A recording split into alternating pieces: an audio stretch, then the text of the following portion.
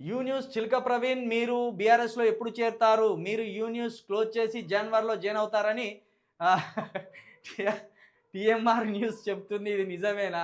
అనుకుంటే మంచిది అనుకోండి. తప్పేమున్నది? అనుకోండి. బీఆర్ఎస్లో జాయిన్ అయితానా? లేకపోతే బహుజన ప్రాంతీయ పార్టీ ఇంకేదన్నా బ్రహ్మాండమైన పార్టీ పుట్టుకొస్తే ఆ పార్టీ ద్వారా ప్రజా సమస్యల మీద కొట్లాడతానా? లేకపోతే ప్రాంతీయ పార్టీ అయిన బీఆర్ఎస్‌లోకే వెళ్ళి బీఆర్ఎస్ తరపున ప్రజా సమస్యల మీద కొట్లాడతానా అనే చర్చ జరగనీయండి. మంచిదే కదా! చిల్కా ప్రవీణ్ బీఆర్ఎస్‌లోకి పోయినా రాష్ట్రం కోసమే పోతాడు. ఒకవేళ చిల్కా ప్రవీణ్ బహుజన వాదం ఎత్తుకొని బహుజన పార్టీలోకి పోయినా రాష్ట్రం కోసమే కొట్లాడతాడు. బహుజన ప్రజల సమస్యల మీదనే కొట్లాడతాడు. ఏ కత్తి ఇచ్చినా గవిటి మీదనే కొట్లాడతాడు. నేనేం గుజరాత్ బానిసగానో లేకపోతే ఢిల్లీ బానిసగానో అయితే ఉండను. 100% తెలంగాణ ప్రాంతం ప్రజలకు తెలంగాణలో ఉన్న ఎస్సీ, బీసీ, ఎస్టీ మైనార్టీల అధికారం కోసం 100% మాట్లాడతా. అది జరగని చర్చ మంచిదే. ఆ చర్చ జరగాలని కూడా కోరుకుంటున్నా. ఇంకా దాని మీద ప్రచారం చేయమని కూడా కోరుకుంటున్నా. ఎందుకంటే ప్రచారమే జరగాలి ఎక్కువ. మా స్టేషన్ గన్పూర్ నియోజకవర్గ ప్రజలకు కూడా ఈ చర్చకు పెట్టమనే కోరుకుంటున్నా. ఇద్దరికి పెన్షన్ వయసు వచ్చింది. ఒక ఆయనేమో డైపర్లు వేసుకునే వయసులో ఉన్నాడు.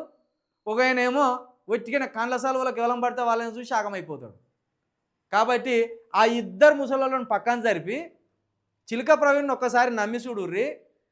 స్టేషన్ గన్పూర్ నియోజకవర్గ చరిత్రలోనే గతంలో ఏ ఎమ్మెల్యే కూడా చేయని కార్యక్రమాలు చేసి చూపించకపోతే అప్పుడు నన్ను గల్లబట్టి అడుగురు.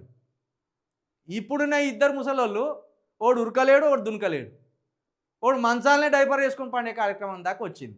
ఇంకా వాళ్ళని నెత్తి మీద మొత్తే అక్కడ స్టేషన్ గన్పూర్లో ఉన్న యువకులే వృద్ధుల లెక్క అయిపోతారు.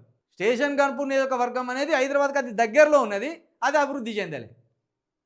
అక్కడ ఓ ఫ్యాక్టరీ లేదు, ఓ కంపెనీ లేదు, అక్కడ నిరుద్యోగులకు భరోసా లేదు, యువకులకు భరోసా లేదు.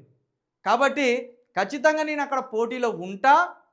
యువకులు ఒక్కసారి నన్ను నమ్మండి, అక్కడ ఉన్న ప్రజలు నమ్మండి. ఏం చేసి చూపించాలో చూపెడతా. మూడే మూడు చెప్తున్నా. విద్య, వైద్యం, ఉపాధి. ఈ మూడిటి మీదనే అక్కడ ఉన్న యువకులు ప్రధానంగా దృష్టి పెట్టాలి. దాన్ని నేను ముందుకు తీసుకుపోతా. మీరు నాకు సహకరించండి.